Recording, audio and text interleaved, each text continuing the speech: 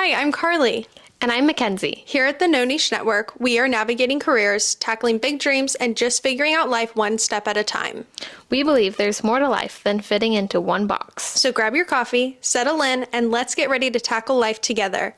This is the No Niche Network.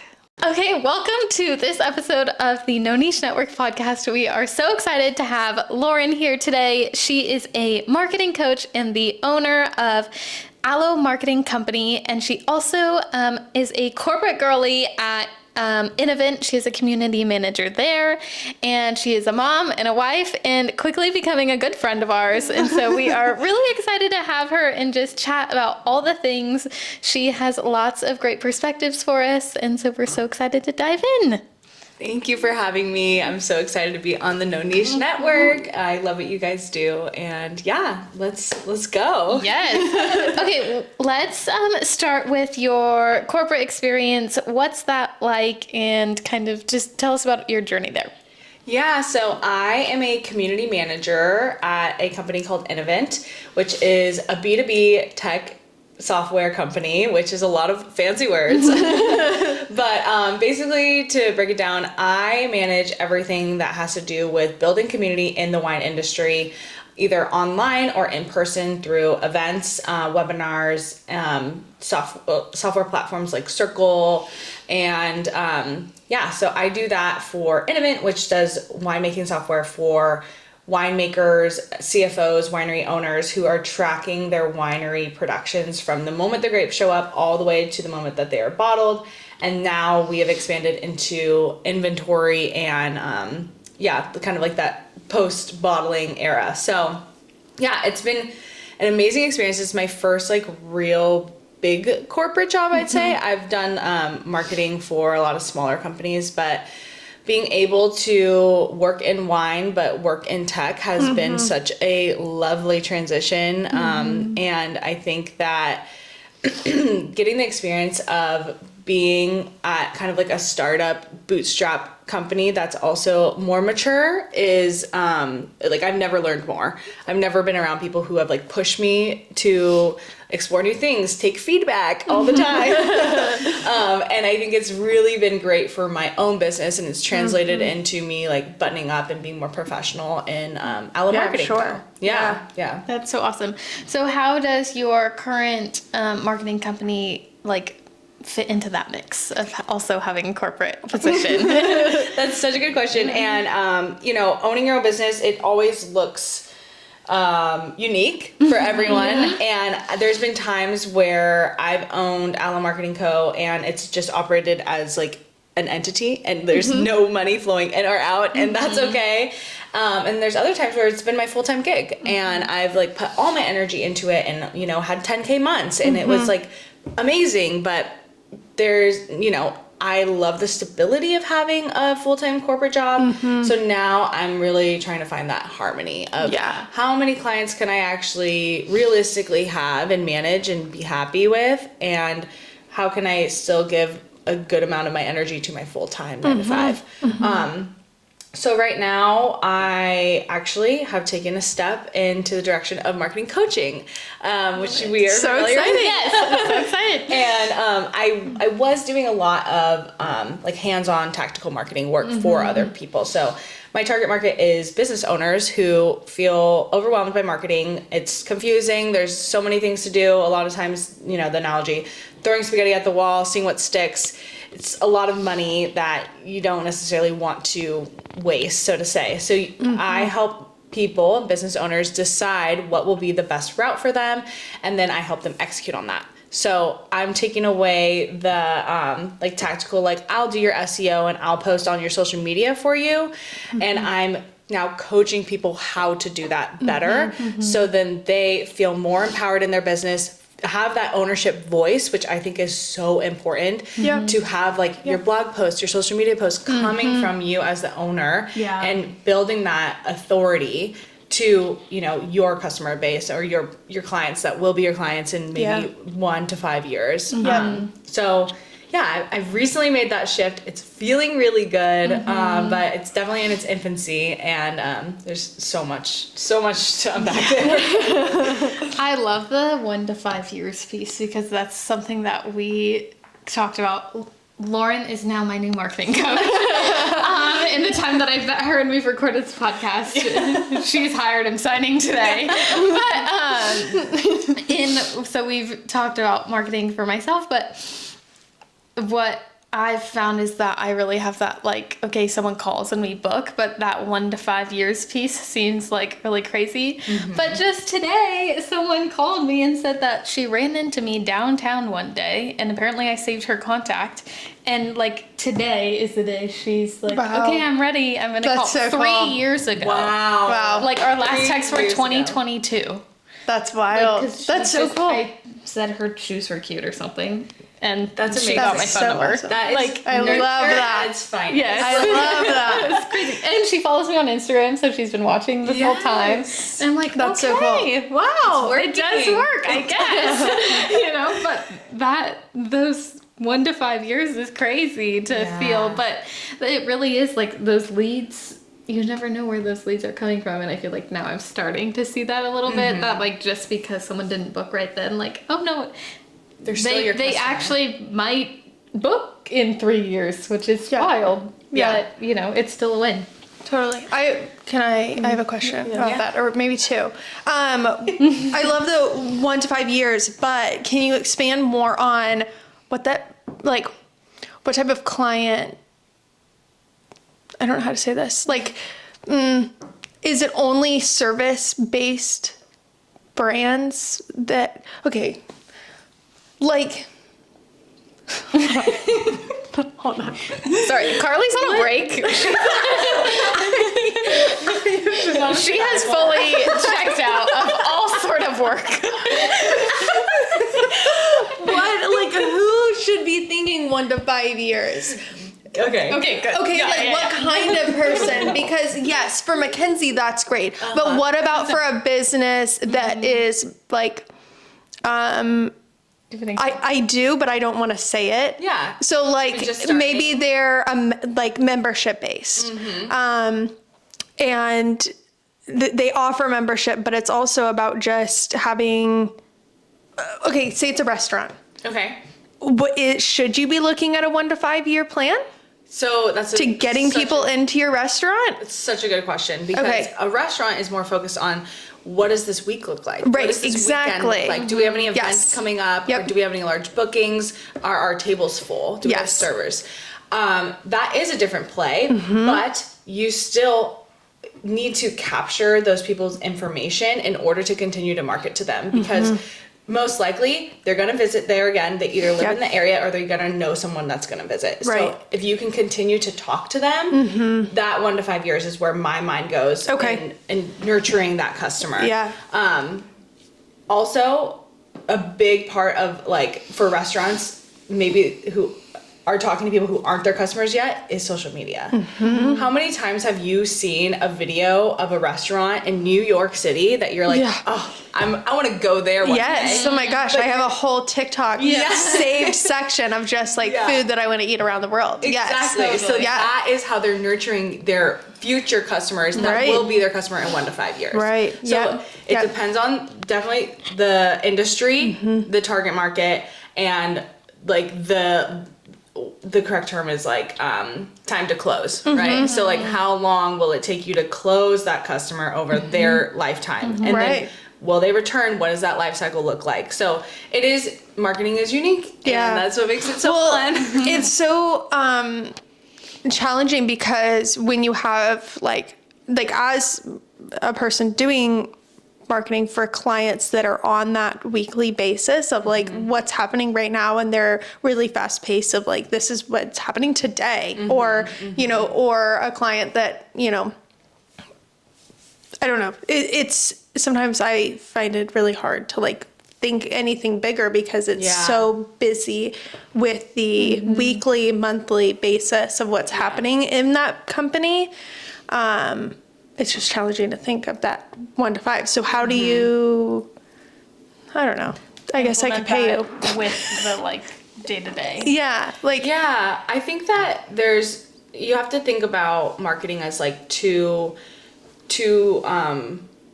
areas. Yep. There's like, think about like coffee. Yep. It's the fuel, Yep. right? Yes. I need coffee in order to put my sentences together. And then my brain is like the engine for the coffee. Or Right. like a lot of people say like engine and fuel, like Yeah. cars. Yeah, but yeah, I was yeah. just trying to make it like cuter. Yeah. You know? I love it. So you have all your coffee, which is like your social media posts, your Yeah, emails, right. your blogs, and then you put it into your brain, which is the channels that you're putting it out on. Yeah. So it's like, how are you getting that email out to people? Well, obviously your distribution list, but are you segmenting it and speaking to the people in the right way?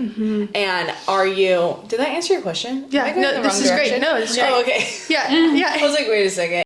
No, yeah. No, that's fantastic. And just, thinking about how you are like feeling both sides of those. Like you have the top of funnel, like content that you're producing, but then how are you getting those words out? And so like for restaurants, Yelp is great, but I wouldn't recommend Yelp for everyone. Right. I've worked at Yelp. Yeah. I know what happens behind the curtains. Like, it's really Yelp good. seems crazy. I didn't sign an NDA, or at least I don't think I did. But yeah, it was pretty crazy. In my experiences working for clients and working, as like the person sending the emails to Yelp and like communicating with Yelp on behalf of my clients, it's wild. They're intense. Yeah. It's crazy there. There's some hard quotas you got to reach. And, they're successful because of it. Next door is another great example. That place is crazy. Have you seen? Oh what my goes on gosh. If next you door? are Yeah. looking Like, for... Great for marketing for me. Exactly. I mean, if you like have an hour to kill and you just search in your neighborhood and they let you in, Yeah. First step. get let in. If you have an hour to kill and you want some brain rot of the neighborhood, that is the place to go. Yeah. I'm pretty sure people are complaining about my cat on next door. She's an angel in disguise. Yes, in disguise. So to answer your question. I love it. So great. You gotta think about channels and like the correct engine for your content. Yeah.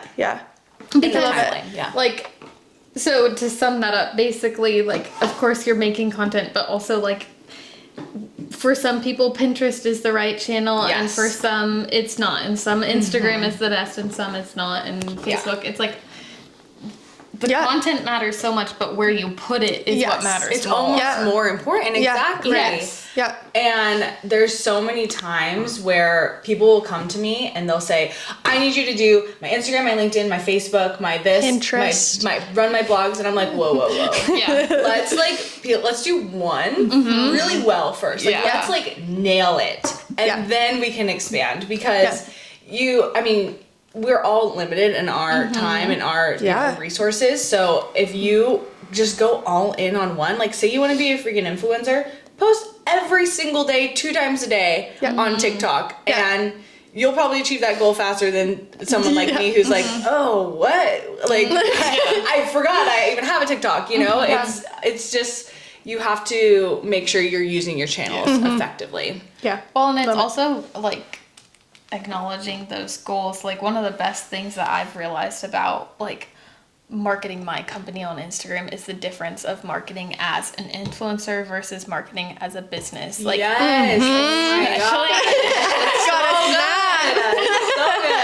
good. Like, being in home organizing, like, so many of these people are influencers, but my thought is like, for me, I'm not trying to teach people to organize. I mean, of course I am, but my clients don't want to know how to do it. They want to hire me. They want to know what they're going to get from it. They don't want to know how to do it. And so, like, that means that I'm not posting reels on how to all the time, and I don't have 20,000 followers, but because that's not the goal. Like, if I had 20,000 followers and they were just learning to organize themselves, like, it's not people that want to book organizing services. Yeah. Right.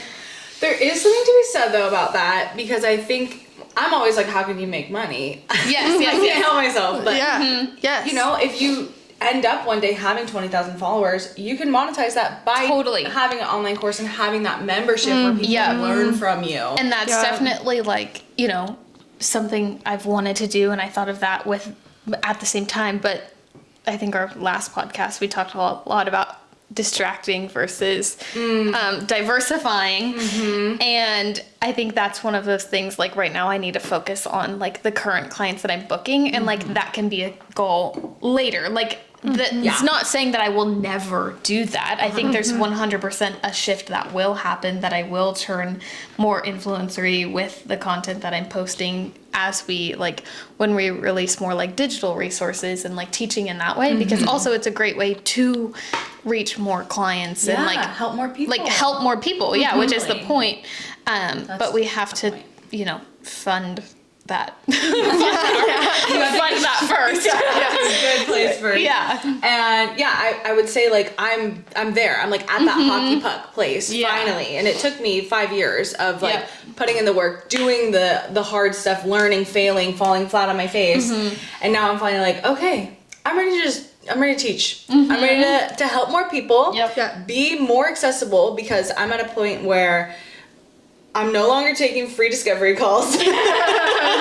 I cannot do it. I don't have the time. It's incredible. And that it just does take time, and it takes also the confidence, because for a long time I didn't have the confidence to say that my time is worth XYZ. I still wanted the validation, or I still needed the client that did this, or the corporate account that did that. Totally. And now I'm like, I'm arrived, and even if I'm not 100% there, I'm like 80%, and that's enough. And I think we've talked about this before, like, when do you know you're like ready for that step? Or like, when do you know you're ready to even quit your 9 to 5 and be like, I'm going all in on this? Like, it's so hard to make that leap, but once you do, I mean no regrets, right? Ever. Right. Well, I'm gonna stop talking. I can't. Guys, okay. For me, I'm gonna share my own story here. Let's do it. I was at a place in my business where I either needed to hire and get more clients, or I needed to quit. And I was at that point of either I need to start, you have to start making money, or you're just pivoting, Wait. Why such an extreme? Yeah. Like, why not just like ride out where you are? I just didn't want to do that. Okay. Just like it was like Inflection point. Yeah, it's very hard. Jump off somewhere. It was I had to, but I think it's interesting how that like comes up for business owners. Like, everyone is so different. Like, no matter, but so similar, because all of our businesses are so different. But we all come to these like moments of like, okay, I need to, something has to change. Yeah. And for you, it might be like adding more services, or like, or removing services. Like, less. yeah, totally. But for me, I wanted to, and I was in the process of like starting to hire people, like at least putting out that I am hiring. And then at the end of the day, I was like, never mind, I'm going to pivot, because I love photography more. I don't know where I'm going to go with this, but yeah, you guys enjoy that little tidbit. I think part of it was like valuing, like finding the value in your time. And I think that's been like a really big theme. And I think 5 years is that point where you really realize, like, man, I can charge a lot for what I'm doing. Yeah. It's valuable. Yeah. And even, I think too, you just get so, part of it is you do so much for free for so long, and you're finally just like, no more. I am doing so much work and making no money. Yeah. Like, I have to change this. Yeah. Which has been such a fun shift, because once you start like charging more and someone says yes, and then you charge more and someone says yes again, Oh and my then gosh, you charge it's more, so and exciting. I'm like, Wow. what? Crazy. I'm like, I can get paid for one client more than I was charging for 3 clients, and it's 3 times the amount of work. Yeah. And so now I'm like, nope. Like, Yeah. I would rather, to be like, oh crap, am I going to get a client? And like say no to all of these that like can't afford it to save my time, energy, brain space to get this client that's going to pay the full value of what it is. But part of that is marketing. It's like marketing as a luxury service. Yeah, making sure that you're like finding the right audiences for this, which is like part of why I brought Lauren on. I'm like, okay, we've changed our audience, and so now we need to like make sure that we are talking to them like in the way that they need to hear it. And so that's like a big shift. I feel like there's so many big shifts right now. There's something in the water. My whole life I'm questioning. I'm like, okay, we're going for it. Yes. I have a question. Yeah, for me. Do you do your own marketing?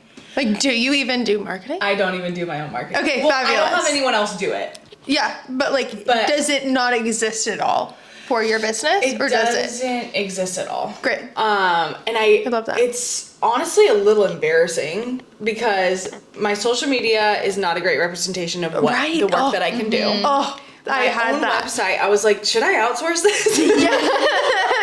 Which is crazy. I didn't even have one. Yeah. I was like, it literally was like, contact me. That's it. I kind of feel like it's like that thing of like the plumber always has a leaky faucet. Yeah. Like, because for me, I mean, my house looks nice in this box because like Lauren was coming over and I had to tidy up.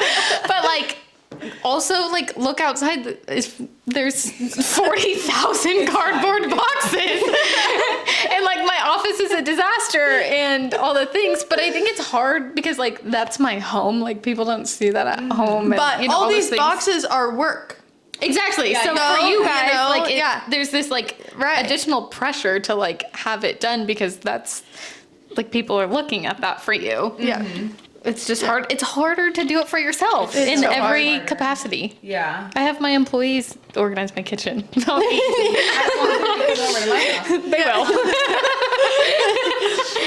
No, you're so right where it's like the plumber has a leaky faucet. And I think though, in reality, what it is like all my clients come first. Yeah. And that's just how it is. Like I want to make sure my clients' stuff is done well before I get to my stuff. And then at the end of the day, I'm like, well, it can wait till tomorrow. And then it just like, doesn't happen. And I'll go on sprints where I'll like get a bunch done and be really proud of it and, like batch a bunch of content and then it just, life happens. Yes. So, yeah. But, yeah. I love it. Okay. Jinx. Okay. How do you do it? Oh, Yeah, that where we're at? Yep. How do we do it all? How do we do it all? Well, recently I will say I've been feeling a little burnt out. I've been like burning the candle at both ends. And I also have a baby who's 15 months old and a husband. And I was feeling like I was giving a lot away to, just other organizations, other people, and I had to like look around and be like, okay, what do I enjoy most? Yeah. Obviously spending time with my family. Yeah. That's important. And what is the most revenue generating for me? And right now it is my 9 to 5. And then it is my business. And all those other things that I wanted to do, they have to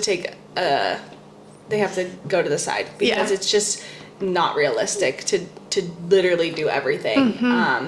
I also will add that I am starting to write comedy, stand-up comedy. What? No way. Another ringer for ya.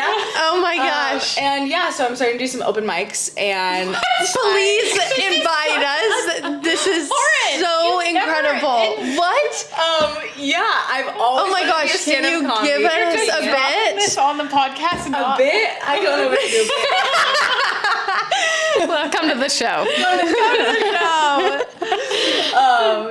Oh my gosh. That's all. Guys, This is so actually fun. I'm try- so excited.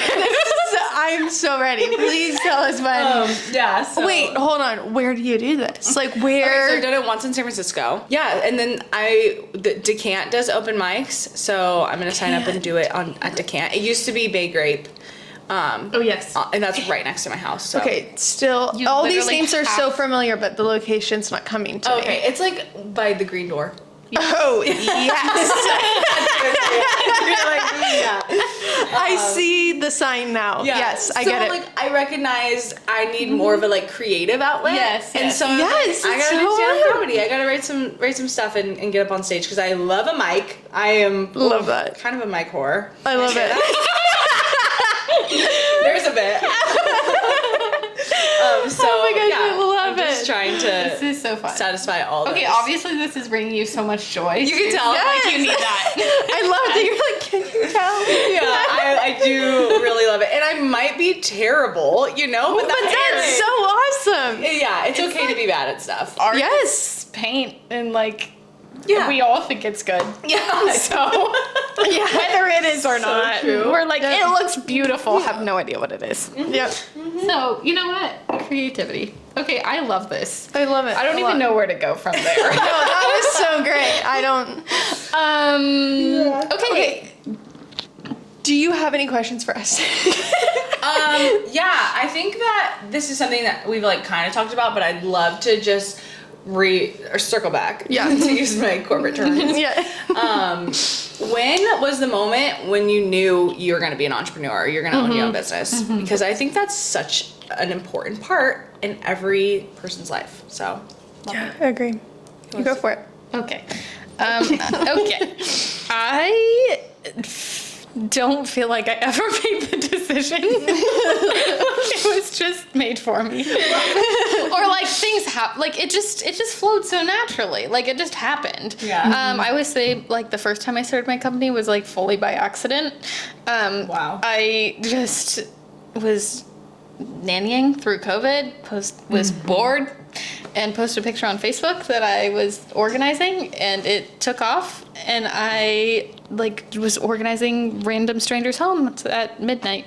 And What an amazing story of like a COVID business. yes, Because everyone was sitting at their house being like, I hate all my stuff. Yeah, And I exactly. want it to be organized. Yeah. So, great and job. so then from there I was nannying during the week, doing that on the weekends or after work, nannying at like genuinely I was at strangers' homes till like 1 or 2 a.m.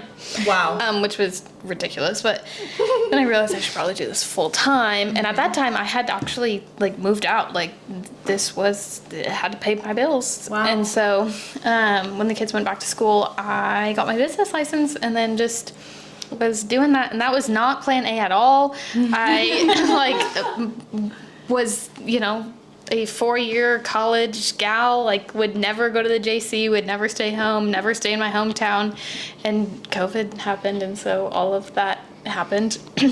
I wanted to do large scale events, and that was not happening during COVID.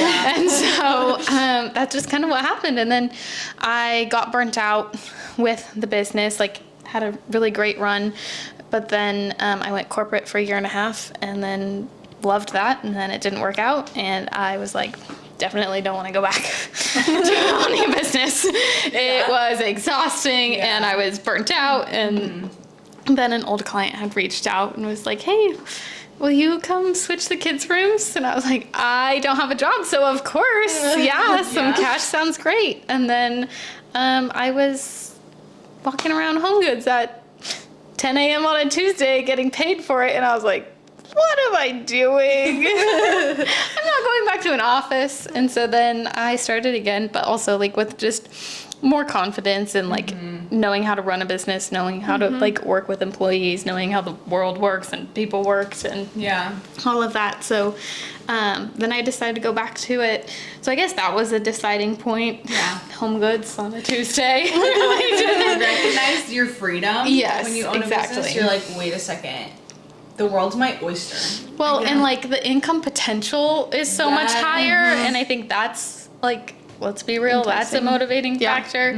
And like choosing your hours, and like I don't mind also like choosing my hours means working after 5 p.m. some days, because that also means that I can do this during the middle of the day, or like if I feel like going wine tasting on a Tuesday, like we're gonna go, and all of those things. So Yeah, it's just a fun life to live. Yeah. It's quite a roller coaster. Lots of highs and lows, but love it. It's fun. For me, I've always known that I wanted to be a business owner in some capacity. I just didn't know how that would work out for me. My parents are both business owners.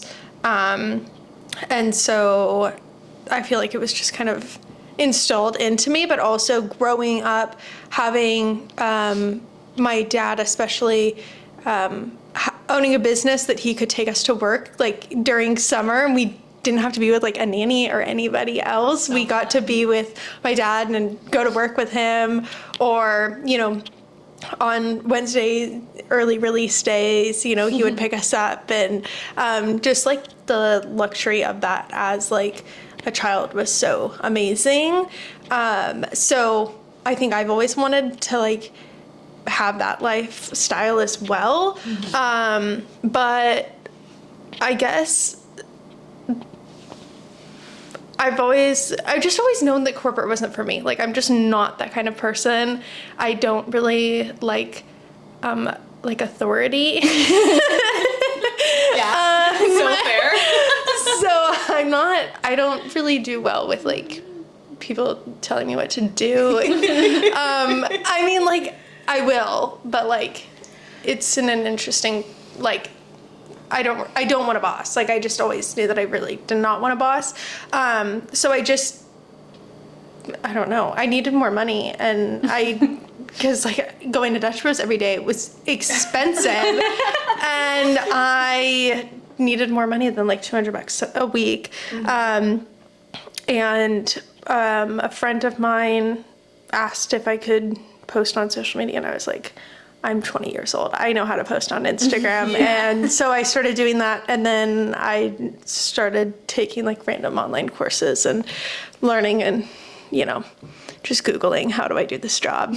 And started a business, but also with the help of Makenzie, because that's how Makenzie and I got reconnected, because I wanted to start a business. I had no idea how to do it. And she had her business the first time around. And so I reached out to her and I was like, hi, do you want to meet me for coffee and tell me what to do with my life? And we did, and it worked out wonderfully. So I don't know, does that answer your question? Yeah. Okay. No, it does. And I think like the point that I have in asking the question, even though I'm not the host here, but I do host a podcast for an event, but the point there is like anyone can do it. Yeah. Yep. And I think that at least with people that I've experienced in my world, they also come to me and they say, man, like, how do I do it? How do you know what business you're going to do? Are you going to have a product? Are you going to have a service? Like, where do I even start? Yep. And it's recognizing that everything is monetizable. Yep. And you just need to have the right people in your circle that can help you. You know, I literally get paid to throw people's expired food away. I think the other piece of it is like, it just comes to you. Yeah. I didn't go seeking out to be a social media manager. Like, I did not really think of that. Throwing out people's food or like going through moving their underwear couches. drawer. Like you didn't go seeking for that. Like, it will come, even if it's an odd job that you, because I'm sure, Makenzie, that you felt like the first, I don't know, maybe even 30 times that you were organizing a pantry, that you were like, this is not a real job. Like, you know? I almost feel like I had the opposite problem where I was like, this is a real job, and people were like, you're just like a kid. Yeah. I'm not a kid. Yeah. I'm like, no, this is paying my rent. And it's really just like doing something better than the average person and figuring out how much do people hate doing this that I could charge for it. Yes. Like, Totally. So true. Yeah, because you're solving a pain point for somebody else. Yeah. And like that pain point is really big for some people, not all people, but like whoever it's really big for, like that's your target market. Yes, that's such a good way of putting that. Yeah. Like it's just, and so my story when I was like, I need to be a business owner, I literally read the book Rich Dad Poor Dad, and I was like, I can make as much money as I want if I just like do my own business and offer this service that is a pain point for someone else to the world. And ever since I read that book, my life has dramatically changed. And so if you haven't read that book, you should read it. Because I just thought before, I gotta climb the ladder, I gotta put my time in, I gotta, just go through the ranks, and realistically, a lot of people do that, and that's fine, there's nothing wrong with that, but I was like, I wanna be a CEO tomorrow. Yeah. So how do I do it? So you can. I can. Yeah. And yeah, it's like, it's nothing profound, it's nothing like, you don't have to pay all this money and get these certifications or go to school. No. It's literally like, just fill out a form online, get your LLC or your S Corp, whatever. I'm not giving legal advice. And yeah, it's really, everything is attainable. Yeah, definitely. So, yeah. I think that also, I wanted to have I wanted to have a life and enjoy my life that I'm building, and I just did not want to sit in an office or anything. 2 weeks of PTO was not working for me. I wanted to be able to just enjoy the life that I'm actually living, which also was part of my pivot that I'm in right now, of changing my company's services. Is that's my goal, is to enjoy the life that I'm living outside of just work, Yeah, that's cool. but it's so, it's, you can make that happen if you're a business owner, and if you want to be a business owner, find that thing that you just have to work hard. I think that's what needs to be also, this isn't just opportunities come naturally, but when you're looking for them and making them happen, and you have to actually act on them. I think it is so hard too. So there's that balance. Oh yeah, definitely. When the first time that you have to learn QuickBooks, oh my gosh, that was so challenging. Or you just pay someone else to do it. But you have to make money to do that. No, Makenzie, you're so right in saying and I think I said this at one point too, where you can fake it till you make it, but if you don't do anything, put in the work, or figure it out, or really prove yourself, then you're not gonna have a good business. Definitely. You have to work really hard. Yeah, absolutely. So I don't want to discount us. Yeah, so. totally. Well, and I say that just to be if we make it sound just quit your job and do this and it's great. It's no. It's actually I'm probably crying 3 times a week on average. And that's, I'm not kidding about that one. Ask my boyfriend. He's always okay. You're going to be really happy in 10 minutes and it's going to be fine.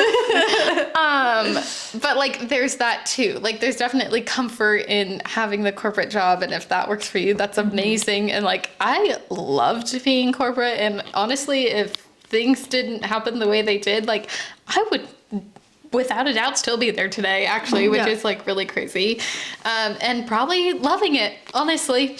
Well, there's certain jobs that allow you to to live in the balance. I would say the job I have now is we have unlimited PTO. That's an amazing benefit of working at a software company like this.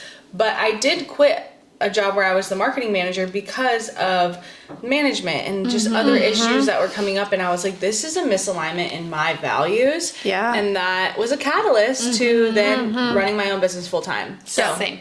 It's at the time you're in this turmoil and you don't see the way out, and then things happen and you look back and you're totally, everything is okay. Yeah, definitely. I also want to circle back to I don't know about Lauren, you could be, but we're not making $1 million a year. No, I want to circle back on yes, you can make as much money as you want to make. Yeah. But although I will say, as of this month, I did make more money this year as a business owner than I did at my corporate job. Incredible. Just saying. So good. And I say that just to be no, but you can make money. Totally.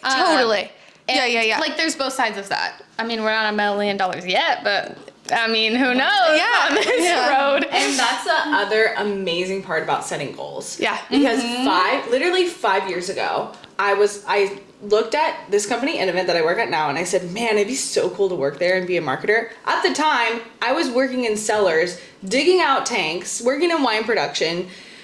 I was like, I wish I was a marketer and I wish I worked at Innovent. And now I've achieved all those goals that I had. So I'm like, okay, you got to set them higher because everything is actually achievable. I literally was just telling Karlie, I'm like, hey, I did it and it feels so like, all right, cool, check that out.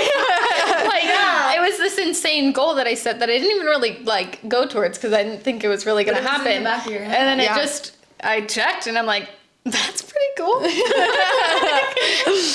it doesn't feel like it, but it sure was amazing. But now I know it's happening, and so we can manage that better next year. But it's exciting, and like there is wins with all of that. Yeah. And, Definitely. Okay, I feel like we could just go on forever and ever and ever and ever. Yeah. I know. But maybe on that note, just to close, what is a piece of advice that you would give someone that's contemplating whether they want to go corporate route or the route of business owner, or both? My honest advice is learn on someone else's dime. Get a job in something that you're interested in doing yourself or starting a business in, and learn everything you can from them. Use their resources, use their network, and be respectful. Obviously, don't like just be a little asshole and just have an attitude. But show up, do your job, do a good job, and learn and glean everything you can from that experience. And then when you feel like the time is right, you can talk to them about opening your own business, and if you can continue working there, or if you need to like step away to pursue your own thing. A lot of times, depending on the company size and type of work, business owners are supportive of other business owners. Like they will, as long as you're like not taking their customers and clients, because that's always a no-no. They'll be supportive of you and your dreams. So, just always be transparent, always lead with your best foot forward, and start from there. I just from personal experience, it's so stressful to jump off the ledge before you're ready. And I've done that, and I've backtracked because of it. So if you could just use your resources, use someone else's network to build a really strong foundation, I think you're gonna go farther than you would if you were just trying to figure it out on your own. But you can do that too. These days, there's AI, there's the internet. I sound like a boomer right now. There's the internet. You can search it on the Google. No, but like you can bootstrap your way. But that's just my personal advice and what I would suggest. But I love it. I love it. So good. This was such a fun episode. Yeah. It was so good. I had a lot of fun too. Well, thank you so much for sharing with us. I know there's many more conversations to come, but I am excited for our listeners to be able to just hear all the good knowledge that you're sharing, and hopefully they follow you as well to continue to learn from you and all of your marketing coaching and business coaching in the future. Thank you. Yeah, my Instagram, my personal is Lauren Heindel, and then my business one that is not a great representation of me or what I do is at Aloe Marketing Co. So Amazing. Yeah, thank you. Thanks for tuning into the No Niche Network. We hope today's episode left you feeling inspired to explore all the possibilities in life. If you enjoyed this episode, don't forget to subscribe, like, and leave us a comment. It really helps us reach more listeners and keep the conversations going. And remember, we love hearing from you. Follow us on social media at the No Niche Pod and let us know your thoughts, questions, or topics you want us to dive into next. Until next time, keep exploring, keep growing, and don't let anyone put you in a box. This This is the No Niche Network. See you next time.